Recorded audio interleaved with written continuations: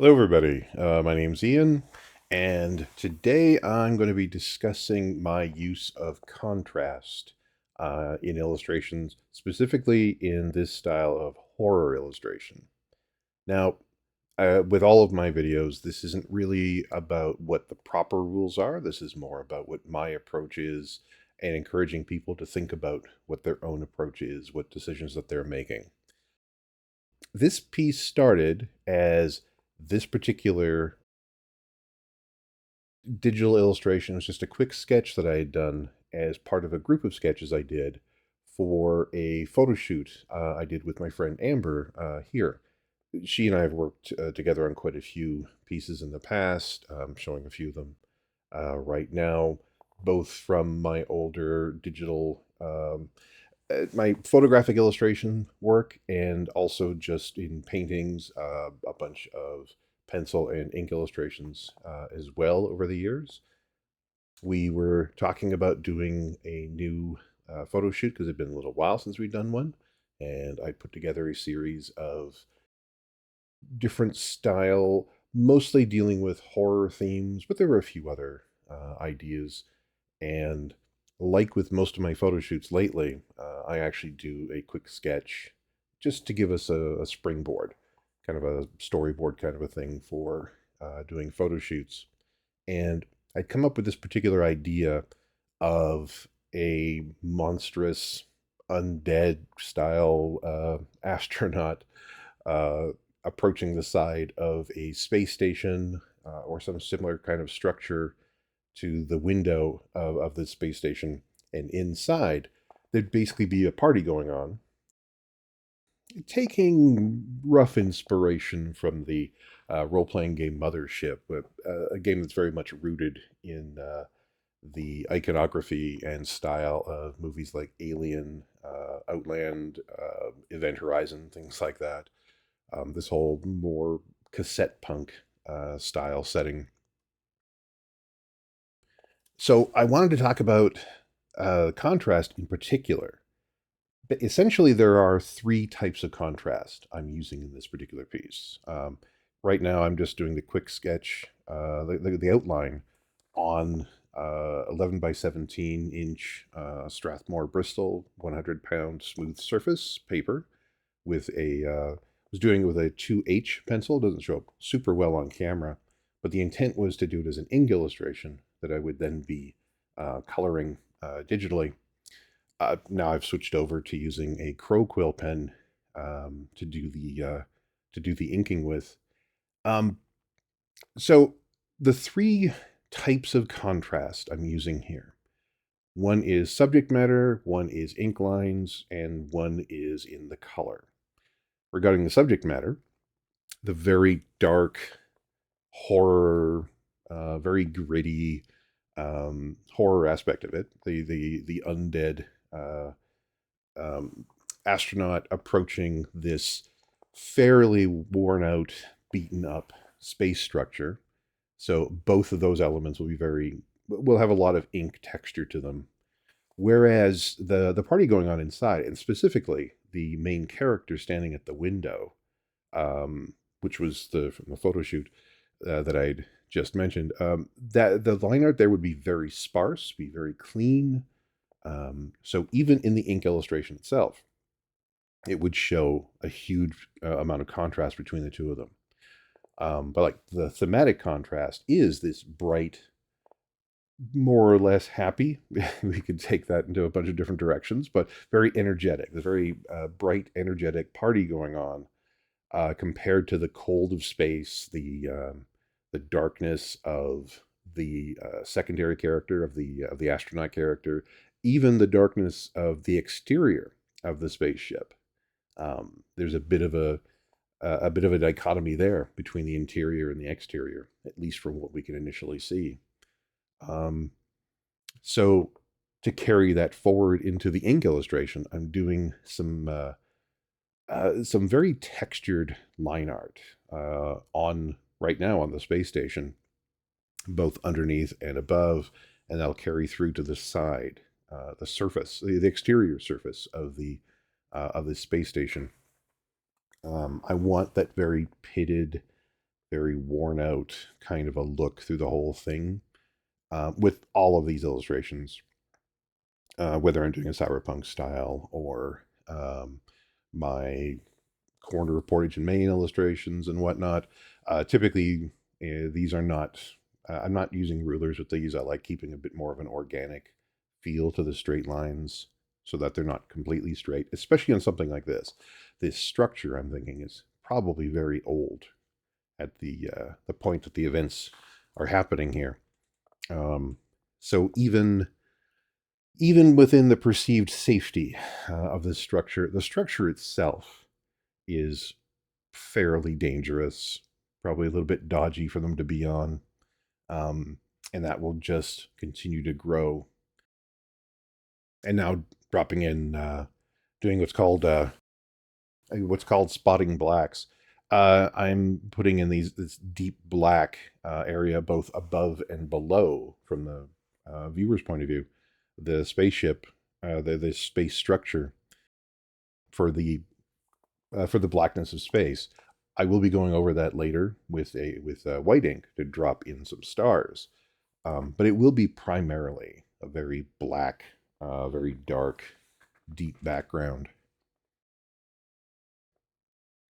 And going into another aspect of storytelling that I used to talk about a lot when I would be teaching art would be the fact that in Western culture, events tend to progress from the left side of frame to the right side of frame. It's because of the way that we read. We read from the left to the right when we're reading English and most Western languages. Um, and that carries through because of the way that we read. That carries through to the way that we view illustrations so that the story unfolds from left to right. And typically, the protagonist or the hero, depending on the style of media that you're working with, the type of story you're working with, will be on the left side because it looks like they're moving towards the right. And the antagonist will be drawn on the right hand side. A perfect example, actually, in movie making would be the end battle scene in Avengers Endgame, where Captain America and all the MCU heroes were on the left side of frame. Thanos and all of his forces were on the right side of frame. And when they converge, it feels more like the heroes are marching against the enemy. Um, Again, this just comes down to the way that we read. So this part isn't so much about contrast, but that is the way. That's one thing you can do to aid the storytelling in a particular piece. So here I'm still continuing to add in all of this texture, and I'm adding in the texture as I go along. I'm not well. I'm modifying one of the rules I've talked about, my own personal styles that I've talked about in the past, where I typically ink from back to front. When I compose an image, I'll do it from front to back. I'll start with the main character and work out from there to the deep background. But when I do inking or when I do the coloring, I tend to work from back to front so that the lighting choices I make in the deep background will affect the main characters and will affect the primary focus of an illustration. And I'm doing that to a certain extent, painting in the deep black of space very early on. Um, but focusing on the spaceship, the spaceship exterior is actually, I would consider it to be the middle ground of this particular piece. It isn't really dealing with extreme background to extreme foreground in this piece because it's more of a lateral move. It's more from left to right. So it'll be about the person behind the window and her relationship with the astronaut on the right side of frame. So for this one, I wanted to make sure that I had the setting down, which is still fairly similar to my back to front approach, where I want to make sure the setting, the primary setting for the entire image is laid out first, or at least enough of it, so that I can see how it will then change the relationship as it moves forward into the main characters. I still prefer to leave the main characters for last, both in inking and for coloring, but there will be a few changes here and there from that normal procedure due to this particular style. Um, in my last illustration video, the steampunk scientist, when I was doing that entirely as a pencil illustration, I also bent my rules in that one. I was drawing it from left to right simply because I didn't want to drag my hand through the pencil and potentially smear everything. Not so much of an issue here, even though I'm using ink. There are generally at least an hour. I'll draw for an hour, leave it to dry for an hour, draw for an hour, leave it to dry for an hour, things like that. That also helps, honestly, with my arthritis. I can draw all day if I do this particular procedure. I had an issue 2 or 3 illustrations ago where I ended up drawing for 3 hours, and then I wasn't able to draw anything for a few days. So I have to be careful about that. Honestly, it's another reason as to why I'm semi-retired from doing commercial work. There are multiple reasons as to why that ended up happening.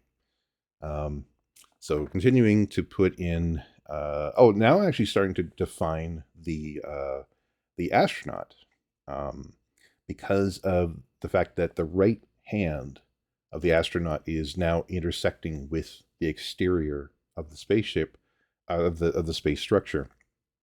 I wanted to start working on it before I was completed the structure, just so I could show how when the hand of the astronaut is gripping, it's actually clawing into the side of the structure. So in that case, I may as well draw the hand while I'm also drawing the structure. I don't want to just finish the spaceship before I start that, because then I might have to go back, erase certain lines to show how I'm curling stuff around the window. Because it isn't just landing on the side. It'll actually be starting to claw its way in. Doing very much this zombie kind of a pattern. Initially, if you recall from the original sketch I did, even the helmet had been pulled away, so you could see this more zombie-style face. I thought it would be more interesting to leave a full helmet on the figure, because then I could deal with one of my favorite things to draw, reflective surfaces. And that'll matter more when I get into the coloring stage and I start talking about my use of contrast with the color. But essentially, I wanted to bring the interior of the spaceship into the astronaut as well, both with a little bit of color on the hand, where it's right beside the window, and you'd be able to see a bit of that color there, but also it interacting with the glass bowl, the helmet of the astronaut. So proving or just reinforcing the notion that all of these various elements are all part of the same illustration. They're all happening in the same three-dimensional space. The astronaut is affecting the space station. The space station is affecting the astronaut. And that'll be a lot more obvious, again, once we get to the coloring stage. But already you can see reflections that I've drawn into that helmet. The 2 sections of window are now drawn into the helmet as these large light sources. I could have also drawn a bit of the main character who's standing behind the window into the helmet, but the helmet's a little too small in the frame for me to want to do that. It would end up overcomplicating the overall image, and I want to maintain this high contrast feel in the inks and then eventually in the colors. Those of you who have seen other traditional ink to digital color videos that I've done, I like having my finished ink piece be a finished piece. It could stand alone on its own. I almost view the digital color portion as being a separate illustration. So that's why I like to make sure that all of the various elements that are here are completed. I want all the storytelling elements to be completed in the ink illustration. to show that contrast, to show the relationship between the various elements, without having to rely just on the color. But the color will add something to it, and will it will enhance everything, but it won't fundamentally change any of the relationships in the core illustration. The storytelling will still be the same. Doesn't I don't want the coloring to overwhelm the ink illustration. I don't want it to be a separate. I don't want to feel like they are about two different things. As much as the finished ink illustration is finished, it will still be telling the same story as the finished color version. Now adding in, now I'm bringing out a brush and doing more spotted blacks to add really heavy black shadows. Now from the hand being cast further down onto the space station, the light from the window clearly affecting the astronaut and the side of the space station. This is likely orbiting a planet. There will be some light being reflected from the surface of that planet up to the space station, so that that ends up being a light source, which will end up casting this deep shadow. Also casting this shadow from this handle on the side of the window. But as I go along, I'm going to be making the side of the space station a whole lot more dark, adding in a lot of texture right now. But I also know I'm going to end up basically bulldozing some of that texture to make it even darker. I want the astronaut to feel like, because it's a horror element, that is coming out of the shadows. It's not distinct and separate from that shadow. It's part of it. And that will stand out even more once I get to drawing the main character. Again, I'm using very clean lines, very minimal lines on the main character, whereas the astronaut has a lot of texture. The surface of the ship that the astronaut is now interacting with has a lot of texture. Part of the astronaut actually will fall into the texture and the deep shadows on the space station. That's a deliberate choice in this case. But the parts that are aimed as it moves forward in space towards the window, the closer it gets to the window, the less detail there will be, the brighter the surface will end up being, to show that it's moving forward. That's the whole point of using contrast in this particular case, is to bring this horror element into the light to be threatening the main character, or who is the main character in this particular piece? Will it be the character behind the window, or will it be the astronaut? Again, using the regular storytelling notion of elements moving from left to right on an image, the element furthest to the left will be seen to be the protagonist, or the main character. So there already will be a certain amount of resonance, I suppose, for that character as being the main character of this particular illustration, whereas the threat is coming from the right side of frame, from the character coming from the right side of frame, moving towards the left. Adding in deeper and deeper shadows now with a brush. I'm just alternating between using my Crow Quill pen and using a fairly small brush. As much as there are a lot of heavy blacks all the way through this, I'm not wanting to use a particularly wide brush, because aside from the space scene, the deep space behind the space structure, the heavy blacks still need to leave little bits of white available, to indicate that there is this weathered texture. Like, I don't want the side of the spaceship to be super blacked out to go for a full-on graphic style image. In this case, it's still going to have a lot of texture even in the darkest areas, but I want it I've referenced looking at an illustration. What does it look like from the other side of the room?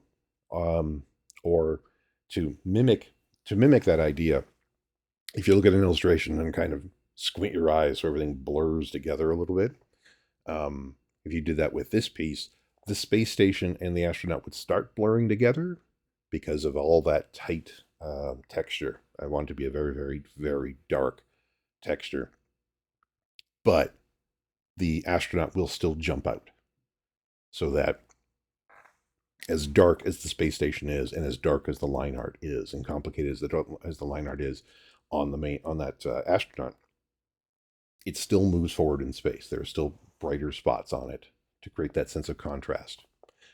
Now I'm working on the super clean lines on the protagonist, the main character, I suppose. She has a very strong 80s look. Actually, when I completed this piece and had showed it to the model, she was super happy that she ended up looking like one of her 80s heroes. The outfit was based on the outfit that the model was wearing, although I changed the color quite a bit. But I did give her much bigger hair and basically went for as for a super 80s vibe. Think movies like Liquid Sky, or the early 80s band Missing Persons. Dale Bozio, I believe, is the lead singer's name. Very much that kind of idea. I had some shots of Dale open to get this hairstyle, and especially when I went to the color section, when I started working on the color to get some inspiration for that. So, but we're looking at very, very clean, minimal lines on her. So already she stands out so much from the rest of the illustration. So we've got a huge amount of contrast there.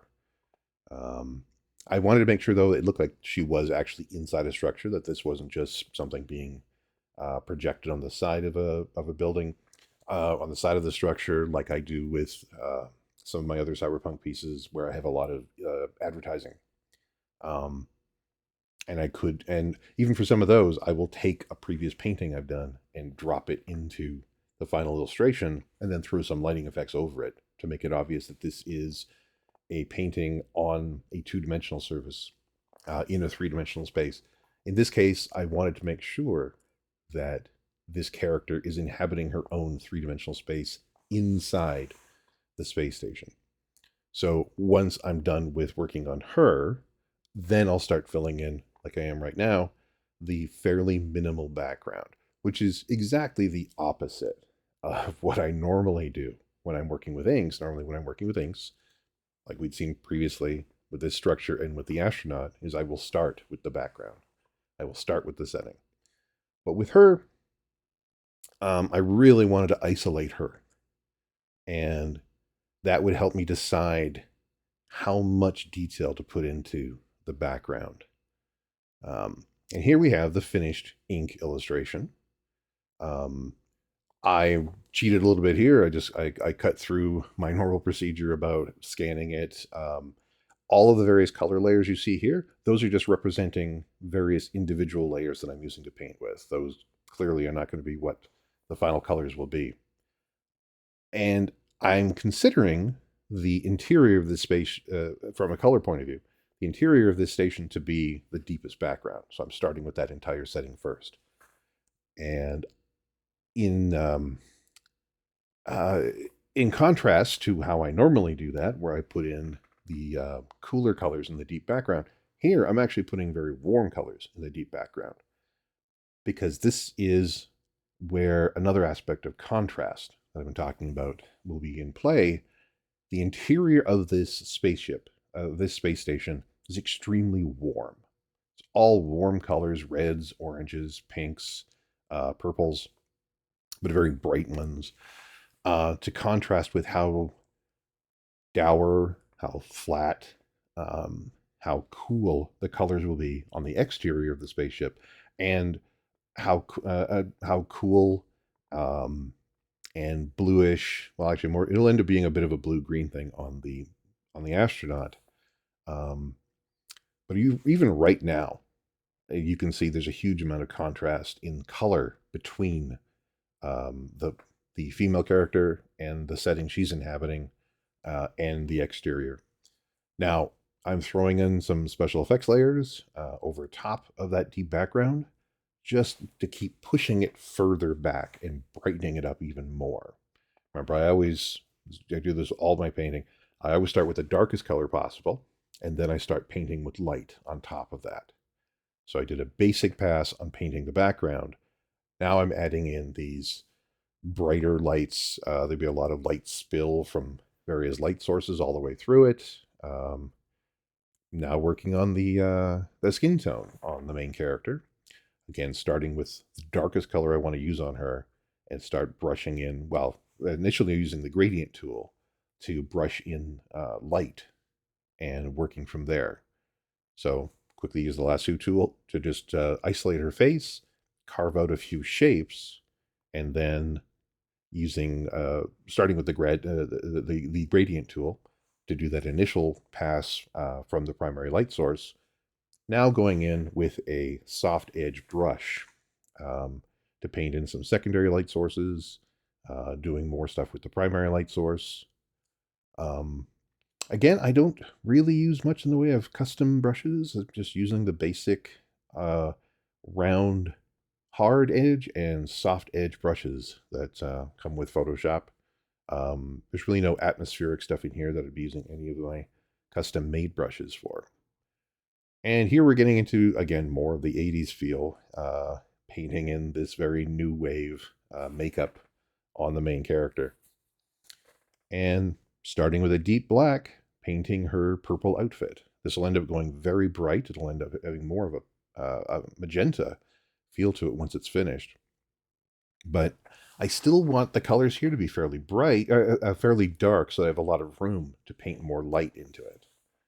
So doing an even more pink side light on her, and then getting into the crazy huge hair that she's got, that I will actually end up putting in some dyed, some hair dye in, red on one side and then blue on the other. This just keeps pushing that character further behind the surface of the spaceship, creating even more contrast with the exterior and with the actual horror elements. So the interior would be seen as this crazy sci-fi 80s new wave adventure. The exterior, now we're getting into a much different style of movie, if we want to look at it that way. Playing with a few different types of colors on the outside of the spaceship, but they're all fundamentally a lot cooler in color temperature than the interior. So this is very much warm tones on the left side of frame, cool tones on the right side of frame. The very pure colors on the left side of frame, very muddy colors on the right side, except here where I have the warmer color from the interior of the spaceship being cast directly onto the hand because it's curling around the side of the frame for that window. For the most part, I'll be using lighter tones for the highlight colors on the astronaut, including on the badge here. They're not particularly warm tones, but they're a little bit warmer than the base colors. But now I'm brushing in that warmer tone onto the faceplate. So the faceplate is really strongly reflecting the light from the interior of the spaceship. So we can see how again, this is all about contrast. This is all about dealing with the contrast of warm and cool tones, aiding in the storytelling that's happening in this particular piece. So fundamentally, all of my work comes down to storytelling. What is the story I'm trying to say? And here we have the finished piece. So I hope that this has been a help when thinking about contrast in your illustrations, and that you've not necessarily wanting to do it the same way, but think about what you're doing. Thanks very much for hanging out, and I hope to see you in the next video.